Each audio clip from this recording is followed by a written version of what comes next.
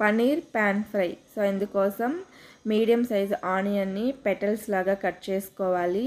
ఒక క్యాప్సికమ్, టమోటాలో సీడ్స్ తీసేసి వేసుకోండి. 200 గ్రామ్స్ పన్నీర్ని యాడ్ చేసుకోవాలి. నెక్స్ట్ అందులోకి రుచికి సరిపడా సాల్ట్, పసుపు, 1 టేబుల్ స్పూన్ కారం, 1/2 టేబుల్ స్పూన్ ధనియాల పొడి, 1/4 టేబుల్ స్పూన్ వేయించిన జీలకర్ర పొడి, 1/2 table spoon garam masala add చేసి ఇవన్నీ ఒకసారి బాగా మిక్స్ చేసుకోండి. నెక్స్ట్ ఇందులోకి 2 టేబుల్ స్పూన్ వరకు పెరుగును కూడా యాడ్ చేసుకొని పెరుగు బాగా మిక్స్ అయ్యేలాగా కలుపుకొని 10 to 15 మినిట్స్ మ్యారినేట్ చేసుకోవాలి.